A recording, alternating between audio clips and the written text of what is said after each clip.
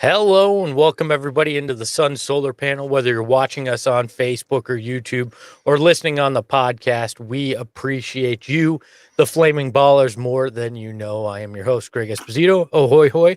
Joining me as always is the Silver Fox, Dave King. Dave, how are you? I'm doing pretty awesome. How are you guys today? We're doing sign language on the podcast today. Okay. always good on the audio only version. You know what's so good though, Dave? Dave, I know sign language, so it's okay. And for those of you listening on the podcast, Saul actually just did real sign language. So he's not kidding. It's good to have Dave back. You missed the midweek stimmy, but glad to have you here for the full Saturday. So, Saul, how are you, my friend? The Carmel Thunder from Down Under. How are you on this fine Saturday? I'm actually pretty good. Hey, it's 8:00 in the morning, and the Suns won last night, so that's great. It's all good. Yes, we record this on a Saturday morning, and there was a big Suns win on Friday night. But before we get into any of that, I have to pick up a conversation that we started Wednesday, Saul, on the midweek show. If you missed it, you can get the midweek stimmy on the audio feed, or you can see the video by becoming a member of the YouTube page, A Flaming Baller, by clicking the join button. Those are the two ways you can get the midweek show. And Saul and I started a discussion on the best sports films of all time on that show. Yes, and I promised him that I would sit down and I would watch White Men Can't Jump. And I did on Friday. The joys of working from home. I watched White Man Can't Jump Friday afternoon. And so we have some talking to do. What? Yeah.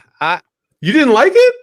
It was okay. I mean, it was entertaining. My God. Espo, I'm not the only one that shares this opinion that White Man Can't Jump is one of the best basketball movies of all time. I know. Well, you called it the best sports movie of all time, which expands that universe quite a bit from the best basketball movie for myself. Absolutely, yes. Look, it was entertaining. The trash talk, obviously fun. There's some great one-liners that I'm sure I will use at some point. Some great Yo Mama jokes that I hadn't heard since I was 10, and it was nice to relive that. But I didn't see why you would consider it the greatest movie of all time. It was the basketball scene. Sports movie. The basketball scene. I don't believe that Wesley Snipes actually can play hoops. Having watched that, I believed more that Woody Harrelson could hit those jump shots than I did Wesley Snipes wasn't getting his ass blocked every time he took it to the rim with some of those moves that he had in that movie. I get why you have to understand that up until that point, maybe outside of Hoosiers, this is probably the most authentic basketball footage in a movie, as opposed to like when you were watching like Teen Wolf and you're like, what the hell's going on in this court right now? You know what I mean? Like or Fresh Prince of Bel-Air, where they're playing on the on the half court that's a full court. Yeah, exactly. Or when Will Smith gets the jump ball and just shoots it straight from the jump ball and scores. Like what? Let me ask though, what was the first age you saw this? Because I think that probably plays a lot into it. As a 37-year-old watching it and looking at it, I think my thoughts would be different than if 15-year-old me had seen this movie. I'm guessing the first time you saw it, you were in that 10 to 15 range, maybe, where you're a little more impressionable. I mean, impressionable, sure, but it still holds. I could watch that anytime, any day. I think it's entertaining, but it would not make my top sports movie of all time. Dave, do you disagree? Do you agree? Do you hate us? Do you want us just to move on? No. I'm just listening in on this wonderful. I think I think the last time I saw White Man Can't Jump was like 3 serious relationships ago. So a lot has happened. In 4 score and 7 years ago. Yeah. To be a basketball player and Wesley Snipes before he got weird. So that's my recollection. Pre-Blade Wesley Snipes was Rosie Perez when she was young. Yeah. Yes. Yeah, all of that.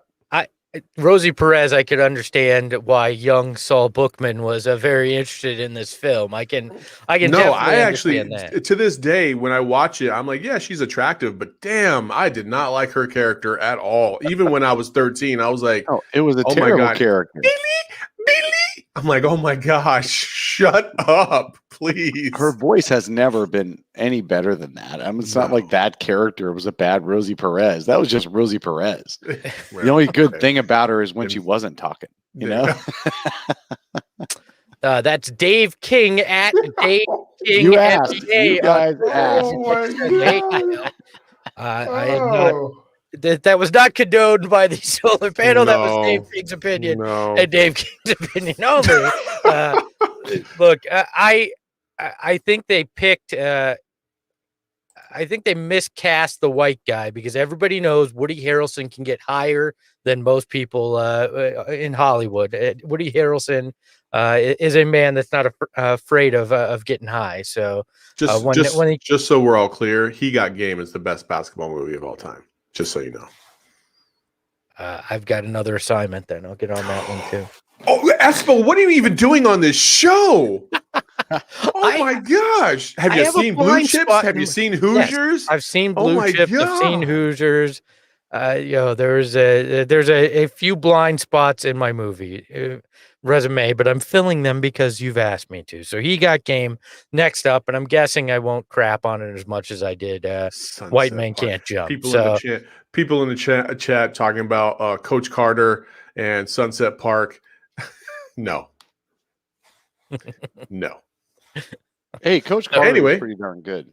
Real basketball. You want to get back? We'll get to get back to the NBA and what's at hand. Is this your movie? Are you missing your didn't you do movie reviews, sports movie reviews on your Fox Sports Arizona feed? Yeah. And that also was 7 years ago. So. I think I think you're missing that too much. Let's actually talk about the Phoenix Suns. I didn't bring it up. I brought it up because we needed to finish that conversation. We bring up the Suns? That was like 10 minutes. Whatever the hell I want, whenever the hell I want. You know what, Dave? I know we said we wouldn't restart the show, but I feel like we kind of need to restart the show. I feel like we need to restart the show. Good Lord. Jeez. Hello and welcome everybody to another edition of the Sun Solar Panel. I'm your host, Greg Esposito. Ahoy, hoy. Dave King, the Silver Fox, Carbo Thunder from down under Saul Bookman. Hello. We're gonna actually start talking Suns now. Let's hop into it. Look, a interesting week in Suns world as we record this on Saturday morning. A big lead blown against the Nets, a big deficit overcome against the Pelicans. I don't want to break down specific games too much, but I want to ask a larger question that comes with this. Is it all right to have higher expectations than we thought for this Suns team? This week, for me in particular, I know a few other guys, there's a Suns text thread that I'm in, and I know these guys are going through it as well, but there's a faction of Suns fans that seem happy that they're in playoff contention, that they're going to be a playoff team, and then there's a group like myself that I think is slowly evolving into they've shown their potential, and if they are not pushing to be one of the contenders in the West, I'm going to be frustrated. And so is it all right to have higher expectations for this team, or should I back that down? Should other Suns fans back that down and just be realistic that we came into this hoping they'd make the playoffs, they'd take a step, and it seems like they are? Go ahead, Dave. Wow. You know what? I think I'm with you, and I don't like being in that position. So this is making me uncomfortable right now. But I do think that we should have higher expectations. I think when I watch this team play, I believe they can beat anybody. I think it's about how they became a Chris Paul team. They definitely have. While Devin Booker is the star on the team and is an all-star, this is really Chris Paul's team because of how he makes sure that they play the way he wants to play, which is low turnovers, really good shot making in the half court, Not a lot of fast breaks. They play good defense. They don't give up cheap points. And that's basically Chris Paul embodied, and this team has already become that. So guess what wins in the playoffs? All of those features. The things that have held Chris Paul back is one injury. He for the Rockets that one year, they almost made it. They almost got through past the Golden State Warriors at their height. Otherwise, it's the Warriors, that held him back. So in general, are the Suns contenders? Absolutely. Should they be in the finals? I don't think should's a good word, but could. Why not? What about you, Saul? I don't know what it is about specifically Arizona, where we're almost afraid of success and we're afraid to challenge success. Yeah. It's okay to embrace the fact that this team might be good and that they should be good and that they should be a contender. We shouldn't be afraid of that. And if you're pushing for excellence, and you fall just a couple notches below, then so be it. That's fine. But I'd rather push for excellence than just, think, okay, what if, there's been a couple times in my own life, right, where I thought I put my own ceiling on myself, and I got to that ceiling and I was like, oh, I probably could have gone a lot higher if I would have just pushed myself a little bit more. And I think as Suns fans, we kind of suffer from that affliction where we're afraid of what the worst is going to be instead of hoping for what the best is going to be. And I think we need to change that mindset. It's okay. The Suns are good. It's okay to say that. You're not going to jinx the team by saying that. If injuries happen after we launch this episode, then injuries happen. You can't stop it, and it's not going to change what's going to happen. So just don't embrace the suck. How about that? Don't embrace the suck. Embrace the moment. Enjoy the moment that we're in. Exactly. So I understand that ceiling feeling. I have it every time we turn on the cameras Saturday mornings. I feel like I should have aimed a lot higher than this, but here we are. But here we are at the ceiling. This is my expectations. This is where we could have gone. Oops. I should have aimed for Sports Center rather than the walk-in closet in Mesa. But here we are. Now, look, I get why some Suns fans feel that way. I mean, we've been burned in every Arizona sport. We've been burned. That's what happens when you're always the bridesmaid and never the bride. At some point, you just go, "Oh, I'm not getting married." Okay, and I've been divorced. I've been divorced twice. I still ain't stopping shooting for the stars now. Because what the hell could be worse than what I just went through? Fair enough. But look, I mean, I get the mindset, but I'm just at a point where I'm like, look, we went through 10 years of hell. I see the light. So I'm going to go after that and expect this team to play as well as we've seen them be able to. Go to the light. Go to the light. I'm working on it. All right. God dang. At my age, you never know. Okay. We have a really great Suns fan in the chat. I'm not saying anything personal against you, but please stop thinking Blake Griffin is still Blake Griffin. The dude is just a tombstone right now, walking around the NBA court. He's played well in a couple of games against the Suns for a couple of minutes at a time, and people think he's a good guy to acquire. This is not your old Blake Griffin, and he is not. The Suns win games on defense and ball control and making 3-pointers when they need to. Blake shoots 3-pointers. He just doesn't make them, and he just doesn't play the kind of game that the Suns need. Blake Griffin, I think, is the missing piece to a championship. Stop. You want the corpse of Blake Griffin to bring it in? 4 years ago, Blake say that with a straight face. Yeah. Look, I think that's another byproduct of what we've gone through as fans, though, is you look at this, and I agree. I think they need another piece, and that piece is likely a power forward. But you look at it, and you're like, what's the big name? What can you get in? Because for a decade, there was no big name here, right? Chris Paul is that big name here. Now, if you're going to fill in a spot, I don't think you need to go chasing guys at the tail end. I think you need to go chasing guys that may be at the potentially being at the peak. We've mentioned a John Collins. There's other names. There's cap space restrictions, but I think name chasing is what happens when you've gone through 10 years like Suns fans have.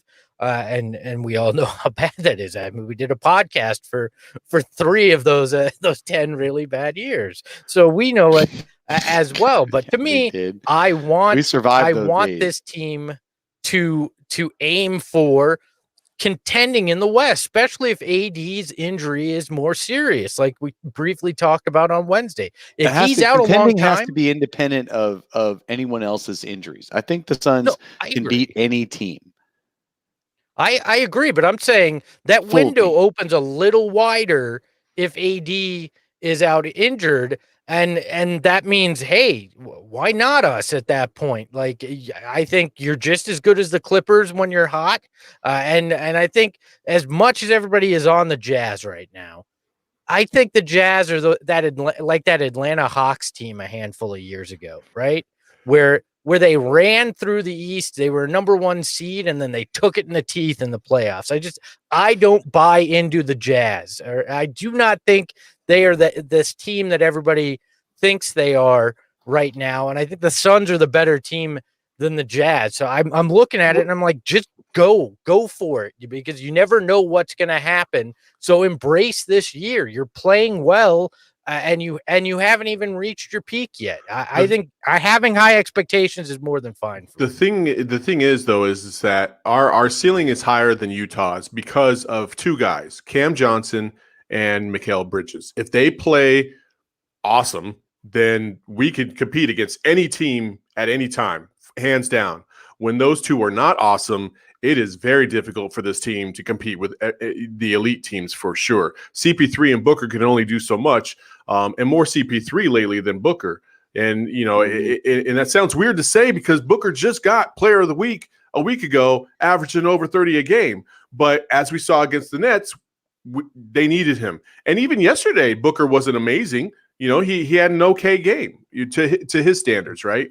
But what happened? I texted you guys about how Cam Johnson was not playing very well, and all of a sudden Cam Johnson like rattled off like 15 straight, a couple dunks and a couple threes, and I was like, what the hell just happened here? You can't jinx a team either way, Saul. You just said if we can't control what's going on. So I'm not the one that I texted. I tweeted that the Suns the one that's thriving for mediocrity here. Okay. Yeah, you're not. No. I tweeted the Suns looked like they didn't even care at the end of the 3rd quarter, and then they proved me wrong. And so I just said reverse. They went 41-12. 41-12 in the 4th. I mean, they got my tweet. I guess they checked their phones at the end of the 3rd quarter. Chris Paul was on the sideline like, fellas. Monty, fellas, Dave King. Did you see what Dave said? We're gonna drop 42, and then we're going to Hooters, fellas. This Dave King guy is pissing us off. Let's do this. Look, I agree on this dude after the game. Come on, man. I actually, quick aside, you think players don't see stuff like that, but I went in the locker room. Oh, they do. This was when Alan Williams was here, and I had tweeted something like, I want Alan Williams to follow me around at my office and pump me up, because he was having one of those games where he was quite excited on the sidelines. And I walked into the locker room with a press pass, and I went over to I talked to Bledsoe or Booker or somebody, and Alan Williams actually says to me, so you want me to follow you around your office, huh? And I never had met Alan Williams. I don't know Alan Williams. It was very weird. So they do sometimes read those tweets. I will say that much for it. But back to the topic. Saul, I totally agree that Cam and Mikal and DA to extent are going to be, unless they make a move, are going to be whether or not they succeed. And that 4th quarter was a prime example. But what I liked from Cam against the Pelicans was he didn't settle for the threes in that 4th. He slashed to the basket. He drove hard. He got those dunks. And then his 3 started to fall because he had confidence. And he got to the line a few times before he shot those threes as well. That's when we're going to see Cam Johnson at his best. And I think that's Mikal Bridges as well, when he slashes the hoop and all that. As well is at his best. And I wish they do that more. I think when they have these slumps, it's because they're relying too much on that 3-point shot and not getting involved otherwise. Well, I think that's why Eddie Johnson's one of the best color guys in the league, period, is because he was calling for that in that fourth quarter. And sure enough, when Cam got to the rim a couple times, magically enough, those threes started dropping. And I mean, EJ called it at the beginning. So, by the way, I just wanted to go back. You guys always bring up the fact that you guys did this podcast for 3 years when the Suns were not at their greatest. It's very reminiscent of one of my favorite movies. Dave's going to hate this. 500 yards of crap just to get to the other side, which is a Shawshank reference. Congratulations, you two. You made it. Here you are. The scene where he's standing in the water, in the rain. Yes.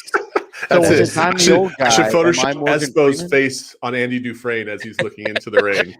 Please do, because that is definitely how I feel when it comes to this. That pipe was a lot longer than 500 yards. Here's another question in the chat. Are we sure that the Suns are just one piece away from being like, let's just say like it is, from competing with the Lakers? Yes. I think they are. Are we sure they're a piece away from competing with the Lakers? Like legit competing, not just like we had a great series. Actually, legitimately beating the Lakers, being focused, yeah. But competing? No, I mean, Miami competed with the Lakers last year. That's what I mean, beating the Lakers. Yes, I think depending on obviously what the piece is, you can't go get the 14th guy off somebody's roster and go, look, you got a piece. I'm sorry to the chatter in here. I think it's Ali. Luke Samanek is not that piece that the Suns are missing to become a contender against the Lakers. Even if I'm saying his name right, because I've never actually seen this guy play. Luka Samanic. I don't know. That's the guy from Iowa, isn't he? Am I wrong? Isn't that the guy? No, that's Luka Garza. Okay, thank you. Too many Lukas. When did Luka become a popular name? Yeah. Right? Can we just not have Lukas? Just wait 18 years from now. Yeah. There's going to be a whole generation of Lukas in the NBA. I guess it is possible to start in the All-Star game on a losing team in the West. Yeah, when you have all the hype that Luka gets, for sure. Yeah. He shouldn't even be a starter this year. Not over Dame. Luka Samanic is in the G League. Why do we think he's the missing piece? Because he's averaging 11 rebounds a game, Dave. Look, I think you can add on the fringes too to help this team on the back end, and a guy like that could be a project. I don't know, but to me, our project is Jalen Smith. There it is. 180 piece away. That's just 180 piece away. What I was going to say is that the Suns are not one middling piece away. They have lots of pretty good pieces on the team. If you're going to make a trade, it's got to be all-star level person to add a third current all-star level person, but without taking away. You can't just say, I want to acquire an all-star. Well, okay, then you're trading away three of the pieces that are helping them win right now. And does that all-star add up to those three pieces? In Chris Paul's case, yes. In most guys' case that you can acquire right now, no. And look, Larry Markkinen is hurt for the next few weeks. Thad Young makes too much money. You couldn't make that work. I looked at that. Plus, he's a connector piece like a Jay Crowder. I mean, the thing is to add newer people in, you have to take away from who's currently playing. You can't just, this isn't like playing cards. You can't just keep adding without subtracting at the same time. Look, Markkinen or Collins is probably the type of name you're going to wind up with that helps fill a power forward spot. And I think that pushes you right onto the edge of actually being able to beat a team like the Lakers if you gel. Like there's a big caveat, because we've seen this team at the peak when everybody's clicking, they could literally beat anybody. But the problem is this team hasn't all been clicking for more than a quarter or two at a time this season. And that's the problem. I think you can add a guy at power forward. That is a glaring hole right now that you can add to this team. And I think a Markkinen, Collins, when you're one of only $3 to $6 $6 million in the entire league with a top 10 offense and a top 10 defense, can you really say power forward's a glaring hole? What's glaring about it? Yeah, I don't think it's glaring at all. I think in key moments, you obviously you notice it, but I don't think it's as glaring But as in people what make it way out do to you be. notice it? This is a legit question. In what way do you notice it? Like for instance, when DA is in the game and you need another option down low because maybe DA isn't producing, that's when I notice it the most. Like the other night against the Nets, they needed points in the paint just to kind of keep the tide going in their favor. And they relied everything on Chris Paul, and nobody else was able to contribute. And when you don't have that low post presence, it doesn't free up all those other guys for open shots. And so that's kind of when I notice it every now and then. But outside of that, I don't agree that it's a glaring need as much as our friend over here does. But that's his opinion. Well, look, there's two ways to fill would John that. Collins catch more lobs? Yeah. But would he give up more points than he scores? Yeah. Yeah. Okay. Tell me which power forward on this roster doesn't give up more points than they score.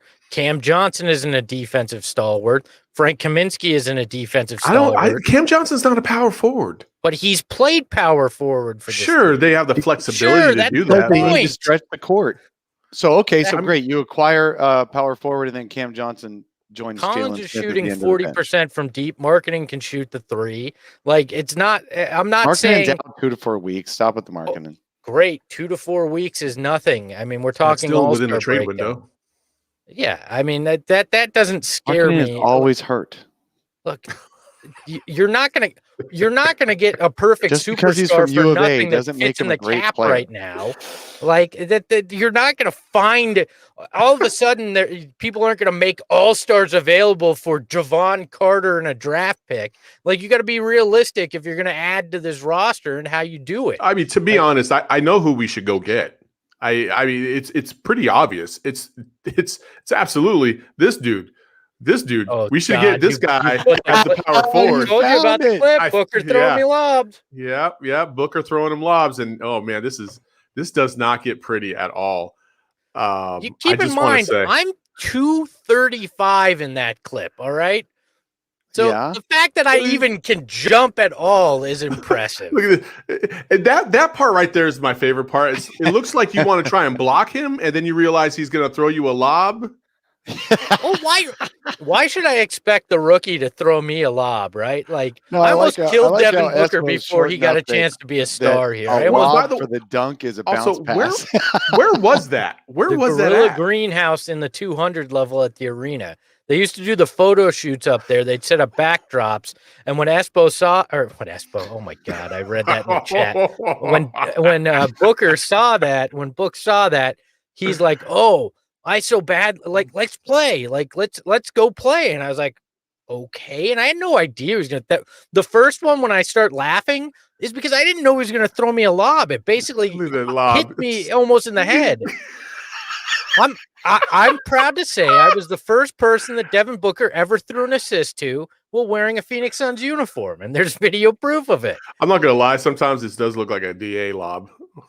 And I'll tell you what, man, he's actually better at throwing you lobs than he is at throwing DA lobs until the last couple of weeks.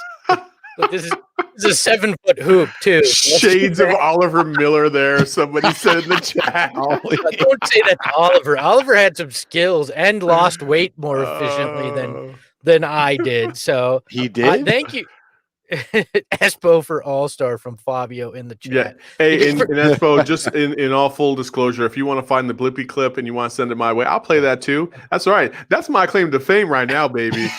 I looked for the gorilla trampoline jumping, and I am pretty sure the Suns have taken that off the face of the planet. So I will go dig through some old hard drives if you'd like to embarrass me with that. For those of you on the podcast, I just realized we just played a video clip and you have absolutely no clue what we were watching. Sorry about it was the Devin listeners. Booker throwing me lobs on a 7-foot hoop back in my last year. And Espo getting his fingertips to the top of the rim. Hey, I dunked once and hung on the rim. He dunked with as much ferocity as the Suns' current center. So, yeah. Anyways, I still think you're going to have to go bargain shopping to add to this roster. You're not going big game hunting because they don't have the cap space. And to Dave's point, you're very right. You're not going to get a star without giving up a key piece of the future. I don't want to mortgage it. I want to find a guy that you can, and I think Markkinen and Collins is the kind that you could get with salary filler and draft picks that you could take a swing on. Collins, I'm fine because with he trying hasn't to go. gotten his extension yet. Absolutely. You could get him for, I mean, really, you could just do Javon Carter and Langston Galloway for Collins. I mean, that's what his current salary is. This summer, he's going to want a ton of money. And really, would you pay John Collins ahead of, which is a year ahead of your extensions to DA and Bridges? And that's the problem is, well, it's a problem for this summer, not for problem for this season. You could acquire him and play him in whatever minutes it feels like playing him, because you haven't actually invested a ton in him. So absolutely, John Collins would be he's not the missing piece to make you a contender, though, and that's what we were talking about originally when I was So why even do it that then? acquisition? I think a guy like him or a Markkinen could be. No, I don't. Totally don't. Fair enough. We can disagree there. I just think it's that kind of It guy, just or is you what add it is, absolutely nothing, and you hope that they figure out how to get it together. I mean, those are what it comes down to. I mean, that's what it comes down to. You take a shot on something like that, or you ride with what you have and hope you can do it. I'm of the belief that put all the chips on the table. Go and find a piece. Try to make your run in the next. Well, apparently, watching you dunk, the missing piece is you. So let's get you out there. I'll sign for less than the veteran minimum. We'll break league rules to get me on the roster. And then you will watch us lose 14 in a row. No, I would play the Alan Williams role. I'd just be the bench guy waving the towel real emphatically, right? That would be what I do. Frank and I would come up with all sorts of handshakes and fist bumps and woo when guys hit shots. That would be my role. Can you imagine? That'd be great. That's all I would do. Now it's time. We've played a little hypothetical, but I want to go even more hypothetical, because why the hell not? This is a podcast that we like to have some fun on. Obviously, I'm not going to be on the roster, but we spent some time talking about that. So why not look back in Suns history and go, which guy in Suns history could you add to this roster? And that would fit, not just going, add Nash, because then you'd have CP3 and Nash. You'd have two. I want actual legitimate fit to make this team a contender. Saul, we've started with Dave a few times, so why don't we start with you on this topic? Who would be your guy from Suns history you'd add to this roster to make him a contender? My man, Joey Buckets, Joe Johnson. I want Joe Johnson on this team. Just because he's a playmaker, he can get his shot off at any time he wants. He's going to aid in Booker and CP3 in the fourth quarter. Joe Johnson, I just, we could always go with the big names, Stoudemire, Sir Charles, and all this other stuff. But Joe Johnson, to me, at the 2 guard or 3 or 4 sometimes, Espo, it just doesn't matter. Like he's a walking bucket, and I think this team needs that in some vital times. He's just. So you realize you can have Joe Johnson. He is playing for Team USA right now in Puerto Rico. You can have Joe Johnson. I'm talking about 2008 Joe Johnson, not 2021. Sorry. Okay, thank you for clarifying, because we could make a call and make it happen. Dave, who would be your guy? I'm gonna go for the top. I'm gonna say that the 1993 version of Charles Barkley is the guy they need to add. So while I said the Suns don't have a glaring hole at power forward, geez, if you put Charles in there, he's basically the power forward version of Chris Paul. And you pair those guys up together. You just add him to this team. I'm okay sitting Jay Crowder for him. I'm okay having Cam Johnson fight for a few minutes at small forward for him. Charles would make all the difference in the world. He would be a third closer for the team, and the Suns would be almost unbeatable. Look, I am the biggest Charles Barkley fan you'll meet. Like, I went total fanboy the first time I met him, and I still love Charles Barkley, having grown up in this town.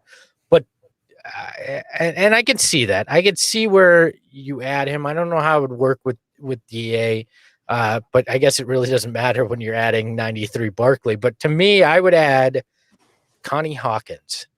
I think what Connie could do with this team. Okay, raise your hand in the chat if you've ever seen a highlight of Connie Hawkins, let alone a game.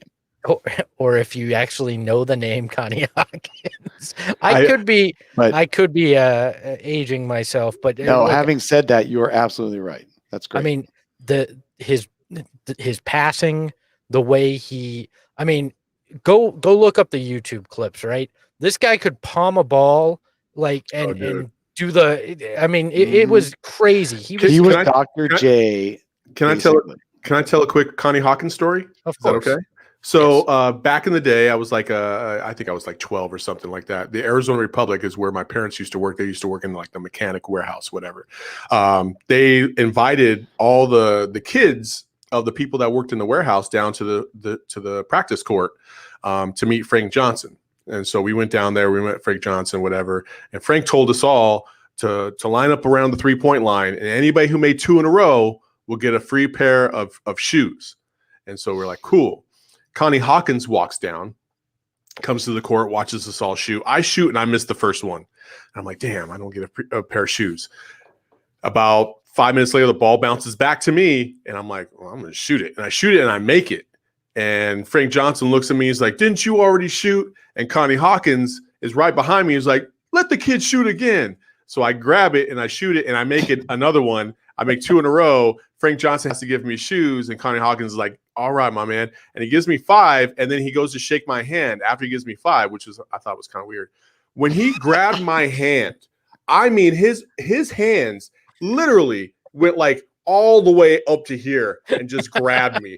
And he's shaking at your elbow. Also, they were like the softest hands of all time. I was like, oh my God, it's like my hand's inside a pillow. It was just the craziest thing. It was so awesome. Connie Hawkins, he's a real one. Yeah, he was. That's awesome. I met him while he was at the team. When I was at the team, and really nice guy, big impact in the community here in Arizona. But I think his skill set, the way he played the game, he'd fit with this team. He'd play amazing with Chris Paul. I think he would be the missing piece to a championship here if you got him in the time that he played with the Suns. And the crazy thing is, the Suns didn't even get him in his prime, because he was banned from the league for that was such a tragic story. Yeah, I think there's a book called Foul. I believe that's what it's called about Connie Hawkins' story. But yeah, I highly recommend for those the youngins who haven't seen him. Yeah, who have no point of reference here. Connie Hawkins was basically kind of a Dr. J type in the ABA, Dr. George Gervin kind of George Gervin type, totally high flyer, totally one of the most talented guys ever to put on basketball shoes. And then he got mixed up in some criminal activity that I don't think pretty sure he wasn't involved in at all. But he got banned from the ABA and NBA for years. And when he finally got freed up to play again, he was on the very tail end of his athleticism. And if you take years off of the NBA, you just can't play as well, obviously, even if he was in his prime. So we really missed out on a gem in Connie Hawkins for sure. Hold on a second. We go, hey kids, if you don't know Connie Hawkins, he was like Dr. J and George Gervin. As if that's going to help them have any reference as to who Connie Hawkins was. we went like 5 years later than Connie Jesus. All right, sorry kids. Yeah, kids are like, I still don't know who those dudes are. Don't worry, the kids aren't listening to our show. We are the dad joke of Suns podcast. You're here if you're in your like 24 to 49. That's the range. You're here if your old lady told you to get up and take care of the baby. That's what you're here for. The kids are somewhere else. Let's be honest. Or if your babies are grown and it's your grandkid. Yeah, that too. All right, Blaze Megatron, one of our great flaming ballers in the chat, is trying to say that the Mikal Bridges is basically the Matrix. Can we please stop that?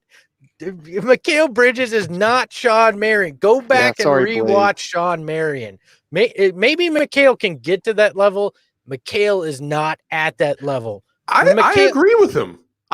He's close. He's the closest thing we've had to Marion. No, okay. That's like saying, Kendall Marshall was the closest thing we had to Nash because he could throw assists, Like that's a weak look. No, I'm not saying he is Sean Marion, and I'm not even saying he's close, but the skill sets that he has as a young player compared to the skill sets that Sean had as a young player are very similar. Defensively, yes. Yes. And the kind of things you can do on offense, yeah, sure. But Sean Marion was a walking 10-plus rebounds guy. He is Sean Marion is a dude who would be perfect as today's power forward in today's 18 game. to 20 points. He was a guy that was going to catch lobs. Could you imagine him catching lobs from CP3? Like I love McHale. Yeah. His defense is next level. He's on that level of Sean Marion from a defensive perspective, but the rest of his game is not even close yet. Like, you know, his ceiling very much Matrix like Blaze. He's never going to rebound like that. He's just not. He's not a rebound hunter. He doesn't do the second jumps to third jumps to get the rebounds. You guys just haven't seen Matrix in a long time. Look, I think he could be in that discussion later on, but he's just not there yet. On this team, does he play a similar role? Yes, but it's a very, very watered down version of what Marion was doing even early in his career in those Steph Marbury days when Marion started with the Suns. Like, pump the brakes on McHale being the Matrix. Stephon Marbury. Okay, let's not say Steph. Okay, Stephon Marbury. There we go. Hey, another thing on the plus side for McHale. No disrespect to Curry. Go ahead. Is no matter what happens in McHale's career, he's not going to be the dude who goes, I need to be a team's best player. I don't want to play anymore with Steve Nash and Amari Stoudemire because they get too much attention. Never say never. Never say never. He doesn't have that personality. Neither did Scottie Pippen when he came into the league. And then by the end, he was like, are you going to pass the ball to Tony Kukoc? No, I'm out. That will never happen with McHale. No. Dude, let's grind. Don't you love when I go with absolutes and don't listen to any other arguments? It's awesome, isn't it? That's what makes shows like this fun. If we all went, that is a quality point, and I will think about that and get back to you next week. It's very standoffish. I am the opposite of NBA fandom. I will listen to somebody else's take. Seth Jones goes, you have any shareable Starberry stories from his time here? Sure, I'll give you one. I wasn't actually with the team, but I was going to say you didn't work for the team when Stephon. I don't think I've told this one before, but my favorite tweet ever. I was working for, I think it was Fanster.com, one of the local website, and I put out the question, who would have, if you could look at anybody in Arizona sports history, who would be the Dennis Rodman? Because Dennis Rodman had done something crazy again. It was after his career, but he was a talking point. So we put that out there, and I said it's 100% Steph Marbury, because this was when he was eating Vaseline live on the internet, right? And Steph Marbury just replies back. I didn't tag him either, right? I just typed in his name. So he obviously was searching for his name, and he replies, "Yep, I'm crazy," and that was it. And I went, that is the greatest tweet I have ever received, and I will never receive a better tweet. That is by Stephon Marbury. There we go. Hey, I think my favorite Espo follow on Twitter is Marcin Gortat, though. Oh yes, he may my actually follow, come on the show. Your follow, yeah. He may actually come on the show. It was his birthday this week. Oh, awesome! Yes, let's get him on the show. We can talk about how the brothel on two wheels is going. No, Dave. I want to know how that was mistranslated, because he's told me that is not what he said. So we will ask him how that was mistranslated. We need to know what he really said, because that's been my fantasy basketball team name for years now. But the brothel on two wheels. But yes, Marcin Gortat may swing by. But let's get this thing. Oh, is he going to come in right before or after Langston Galloway? Langston is still on. Look, it's tough to get people to come in on a Saturday morning at 8 a.m. I know. I've tried so hard to get especially when they're especially when they're in the Midwest or East Coast like they are right now, and it's like 10 o'clock. It's like, well, they don't want to get up that early. They have they're going to shoot around and stuff. Yeah, no, I've tried as well. This is not the best time to get. This is a terrible time slot. Maybe we'll get him on the midweek stimmy, because that'll be. If only we had this thing called technology where we can record interviews in advance and just play them anytime we want. That'd be crazy. crazy, huh? Saul, shut up. All right. I'm laughing because I'm like, but I don't have any time the rest of the week. This is it, man. That's why you didn't show up to the midweek stimmy. I know. Busy I don't man, have any busy time. guy. Busy This guy. is the hour I have to hide in the walk-in closet. All right. Anyways, so let's get back to to the topics on hand. Devin Booker. We've talked All-Star a little bit, but is he a shoo-in to be a reserve? Some people are acting as if he is. I'm not all that sure. Where do you guys stand? Dave, let's start with you. I think he's a shoo-in. It's one of those things where now we get to be the beneficiaries of, look, my dude is still playing and they're a winning team and people like him, as opposed to now this year it's Zach LaVine in Chicago where he's putting up these incredible stats, but it's like, is he going to make the All-Star game? He's never been an All-Star before. Why should he be in there? And it will have to take an injury to get him in this year in the East. Same thing. Now Booker is the beneficiary on the other end, where it doesn't matter if you have a not quite as good a season, you're still the number one guy on a playoff team. And that's, yeah, absolutely. I think there's a much better chance than not that Booker is going to be named a reserve, even though it's the coaches. So far, we've only heard from non-coaches who would be on the rest of the team. And those are the ones who actually name the rest of the team. But those are the same guys who just pencil in last year's guys. They just do. The coaches don't want to put a ton of time into doing a lot of research on who really should be in the NBA, or I'm sorry, in the All-Star game. What they do is they go, who was on the team last year? Are they still good? Great. And so now Devin Booker is a beneficiary of that. So I absolutely believe Devin Booker and maybe even Chris Paul, simply for that same logic, unless they just run out of spaces for guys who deserve it, because of course now Steph Curry is back. You're minus James Harden, you're plus Steph Curry. There's one other plus person in the All-Star mix this year that was out last year. So it might come down to one of Paul and Booker, but it's Booker first, I believe. Paul second, but I wouldn't be surprised if both are on.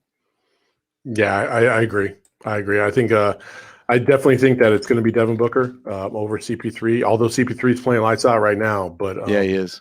I would expect Devin Booker to get the nod just because, CP3 has been there so many times and Devin Booker's pretty much been the guy this year. So I'd be shocked if he didn't get the nod. I swear I'm not trying to play contrarian on this episode. I simply have, you just are. You're not trying to do anything. You just are. No, look, but to me, when you look at this team, I'm gonna. Some people are gonna be pissed off with this, and it's fine. But when you look at this team, if you take Chris Paul off this roster, they are the exact team they were last year. We're not seeing, Yep. The reason they're winning is Chris Paul in some situations is just simply willing them to win. That was what the fourth quarter on Friday night against New Orleans was Chris Paul said, enough of this crap. I'm taking over. We're going to win this thing. And he did it by his passing and his aggressiveness and getting other guys open. To me, he's been the X factor in why the Suns team is 18-10 rather than, a team that's around 500 or a little below, which is where they were last year. So to me, CP3 deserves the nod over Book simply because of that fact that he has been the difference between being middle of the road, like we've seen the Mavs be this year, and the Suns being in a top 4 position right now. It's CP3, and that's why I think he should get the nod over Book. And that's not a knock on Booker. Booker's played very well this year. It's been a step down from where he was last year. But to me, CP3 has been a difference maker and is a guy that wins. And I think that's why he should get the nod over Booker for the All-Star team. Now, I think they both should be in, but I think in reality, only one Sun's getting in. And if it is, I think it probably should be CP3. I'm going to do my weekly DA plug because we always have to have Stab something me, like Dave. that. There we go. Oh, no, Stab I me, had Dave. a different kind of stat. Stab me, Dave. Stab me, Dave. I thought you were going to record an actual female. Well, not I'm Espo, trying to find the proper voice out there. Okay. And Espo and I will fully admit, are not that voice. So when we say stab me, Dave, That's not Stab the way. me, Dave. That sounds like a horror movie. It sounds like something I would wake up to and be scared. Stab me, Dave. All right, Go well, ahead, you guys sir. are completely ruining this entire the graphic, the wonderful graphic that Saul put up. Yeah, that's a graphic that Espo's voice should not be coming out of. Deal. We won't do it again. even the fans in the chat are going, please stop. Okay. Well, before I do the stat, I'm just going to say DA has also not been suspended this year. That is also playing a little bit of a part because defensively people don't give him credit, but he actually has been a big difference maker defensively. Now, with my stat of the week, we are going to start having the nerd time. You all can put on your glasses if you want. Saul, you can grab your glasses. No, we did the stat me, Dave. I told you I wasn't going to do the glasses anymore. All right, good. Yeah, there you go. The Suns are 18-10 this year. They in the last 12 games they are 10-2, and to your point earlier, they should be 11-1. If Chris Paul had anything to do with it because he had 17 points in the fourth against the Nets, and nobody else did. But in the last, you would think that them winning 10 of 12, that they would just be blowing the doors off offensively and defensively and having one of the best stretches of the season. But they're actually worse in offense and defense. Saul is yawning. Thank you, Saul. I'm sorry. That's perfect. I'm sorry. Perfect. And we've lost Saul. They are actually worse on offense and defense during this stretch than they have been for overall average for the entire year. And the reason they're winning these games is because Chris Paul and Devin Booker are playing like all-stars. Chris Paul, obviously, you guys have seen how he closes out fourth quarters. Devin Booker, minus the Nets game, has been great in fourth quarters as well. That's the difference. There's a couple of other little indicators. They are second in points allowed on turnovers. The second lowest points allowed in turnovers in this stretch, second lowest in second chance points allowed, and seventh most in points scored in the paint. Points scored in the paint. Well, actually, points allowed in the paint. Sorry, but so they're defending the rim, and they're not giving up easy points. That's how they're winning. You know what's so funny is last night I thought there was a key moment that if you weren't watching the game, you would never know what happened. But it was DA. In the fourth quarter, he had a monster rebound and put back. And it just seemed like that moment right there kept the momentum going at a kind of a critical time. And I thought DA played very well in the fourth quarter. And it just the whole fourth quarter just flowed. Mm-hmm. And then that was the beauty. That's what you hope to see as a Suns fan. You saw a little Cam Johnson magic. You saw DA put in, and then you bring in the point guard and CP3. I mean, how amazing was he down the stretch and then capitalizing on that three to finish it off? Really just, when people say finish off a team, CP3 knows how to finish off a team. Well, and then he proceeded to say, I own this place. Yeah. Which is a fun call back to the fact that he's the leader in New Orleans. Anyway, CP3 is that shooter who gets you in the chest halfway across the room. Then he walks up to you and just puts one in your head to finish it off. That's CP3 at the end of a game, man. He doesn't take any prisoners. Sure. I'm not even going to touch that. Show no mercy. Shoot me, Dave. Shoot me. Sweep the leg is what he's saying. Yeah, exactly. Look, but you bring up DA, but I think Chris Paul on purpose got DA involved early in that fourth quarter. He went directly to DA down low that got not only himself rolling from an assist standpoint, but got DA massively engaged in that fourth quarter. And I think he did that knowingly. And I think he tried to find Cam as well knowingly, because I'm pretty sure Chris Paul understands what we were talking about earlier. This team goes as those kind of guys go. And he knew if they got going, that the fourth quarter was going to be the Suns to take. I have a question for the ballers and the people in the chat. There was so much consternation It was probably like a 50-50 split in people wanting CP3 and people not wanting CP3 at the time, especially when it came to Rubio and what Rubio did to kind of propel them from a 17-win season 2 years ago to where they were last year, right?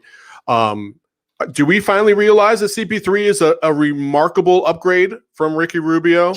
Because you put Ricky Rubio in that position last night, the Suns might not win that game. Because of the very points. Because of the very points that you guys are making right now. Yeah, other players played very, very well, but CP3 has such a large part in that, and you just cannot undervalue it at all. Yep. No, and to that point, I think we're talking ourselves into CP3 truly being the best player on this team this year, the all-star on this team, even if Devin Booker is the one who's named to it, because CP3 has been in 10 of these things. I'd rather CP3 lead the Suns deep in the playoffs, deeper than he's been. Now, CP3 has never made the finals. Has he even gotten out of the second round? I think he made the conference finals. Yeah, he got to the Western Conference Finals against the Warriors when he was with the Rockets. So remember, I would love it for the Suns. They had that big lead in the fourth quarter, and they blew it. And right. Yeah, he's how many as far threes as did they miss in a row? Everyone. 27 straight threes or something they missed in a row. Yeah. Well, look, and that's the only way Golden State won that game. He's gone as far as Steve Nash has gone in the playoffs. So let's keep that in mind. Let's help get him further. Yes, that's the goal here in these next 2 years. No Espo's big board, but I do want to because I wanted to spend some time plugging Kaminsky Cove. Very few parcels left, quite expensive right now, simply because of what I like to call Kaminsky's rule. The Suns are 7-0 when Frank Kaminsky starts. When he's not a starter, they're 11-10. So if you didn't listen to the midweek podcast, the midweek stimmy, you will know that not only did Espo, but I said that I guarantee you Monty Williams called or talked to Frank Kaminsky after that loss against the Nets and said, that one's on me. You got to play at least a minute in this game after you've been balling your ass off all season. And then he started. He hit 5 threes. He had 17. He was the leading scorer in the game at one point at 17. So you got to play Frank Kaminsky. He's balling for you. You got to reward the guy. Otherwise, you're going to lose the whole team if you keep doing stupid crap like that. Look, respect the streak. That's all I've ever said. I don't actually believe that. In a different way, he is like this year's Jaren Collins. You guys are like, what? The Suns actually had due to injuries, they had Jaren Collins starting for him and playing 16, 15 minutes a game for the Suns. He's also kind of like an Aaron Baines as well, where you start, you play just a few minutes, you don't play most of the rest of the game, but you set the right set the right standard, make some good plays, and then you let the rest of the team finish it out. That's Frank Kaminsky. Look, baby, I own that. Yeah, Blaze Megatron, my Flaming Baller says, yeah, Espo, my condo values skyrocketed. Thanks for the hot tip. Yep, you're welcome. The problem is Espo will never sell, so the value being skyrocketed doesn't matter. He'll only sell when it's down to zero again. Look, I am here. Kaminsky Cove stonks. Yep, you're right. Look, I am here. What is that mug you have? Well, it's a. Some people don't believe in heroes, but they haven't met my dad. My daughter gave it to me. So. Your daughter went out and bought that all by herself? I thought that was a Stab Me Dave mug. I'll get you. I'll have a Stab Me Dave mug. I want a Stab Me Dave mug. I'm going to do that. Send me that graphic. But awesome. Look, 7-0 with Frank Kaminsky. Kaminsky's rule. Let's roll the dice. Just keep doing it until you lose. I mean, what at that point I go, the rule doesn't matter, throw it out, it's just BS anyways, and everybody's happy. But if you're winning, just keep doing it. That's just kind of my feel with it, That's all I got on the Kaminsky Cove. Buy your property, I'll take your piece of it, and the sun is shining at the moment. Yes, we're not in the middle, it's not Texas and Kaminsky Cove. As Jim Rose Circus in the chat says, hard to get to the Cove by land. You have to cross a lot of bridges. That's right. Kaminsky and Mikal Bridges have that connection. I think that's a big part of why they're 7-0 in his start. So hat tip to Jim, one of our favorites that's been with us a long time. Okay. Maybe else? Frank was hurt. Just Justin Vega commented, why didn't he play against the Nets? It was just because the Nets went super small. And Monty already had DA out there. He wasn't going to put another big guy who couldn't move. They were playing 5 out. Again, this is one of those situations, and we talked about it earlier. I understand matchups and you matching up to their small, but they also have to match up to your big. And I feel like we just didn't take advantage of that. That's just rehashing old stuff. I get it, but you can't always bend to the will of the other team. Sometimes they have to bend to your will, and good teams will make that happen. Well, yeah, especially if you want to be a contender, you don't have to play down to what your opponent's doing. You have to force what you want to do with them sometimes. So I think that is everything. No, imagine this, because we know Saul's not doing that anymore. No. So, we pretty much have canned that segment, and I will be creating a new one. Oh, it's gonna be Saul and Blippy, best friends forever. There we go. That's it. The new segment. That's so it. For Dave actually, King, I do have an imagine this. Oh, actually, it's more of a question. I was watching something yesterday, and somebody was talking to athletes and asking, what was the most embarrassing thing you've ever done in your current profession? And after watching that dunk video, Espo, I was like, oh, I kind of want to ask these guys, and I want to know, was that the most embarrassing? And if it wasn't, what was? Have you met me? That, of course, is not the most embarrassing. It's not even close. I mean, there's a million of them. I pretended to be a choreographer at the Suns dancer audition. I unfortunately remember that. Oh my God, no way. Sunglasses, headband, taught a really dumb dance to 2 dancers. Yeah. Oh my God. Did you do the Beyonce single ladies dance or something? I went like all that, in. It was ridiculous. It was So that makes me think of, I just went after the Super Bowl. One of these old videos kind of resurfaced, and it was what's the name of the tight end for Tampa Bay who had played with Tom Brady? Gronk and James Corden did a dance in a Lakers game with the Lakers girls, and they totally sold it, and it was freaking awesome. I don't remember Espo's being quite that good, but it was close, I guess, right? I'm not Gronk. I'm not James Corden. I'm the shape of James Corden, but I'm not James Corden. Another one, since they were in New Orleans last night, and it's around the time All-Star usually is, went to All-Star Game cover for the team, and we went to the, what do they call it, NBA Jam session, where it's the fan experience area. And who was it? One of the Suns, I think it was Goran. Yeah, it was Goran. Was in the skills competition, and they had a mini skills competition at the jam session. So we had these Google glasses, if you guys remember those at the time, which would give you first person video. Yeah, they tried. Yeah. And I ran through the skills competition obstacle course, and I had a camera guy filming the other part of it. What most people don't know is I'm completely hungover in this video because it's New Orleans and I made a few bad decisions the night before.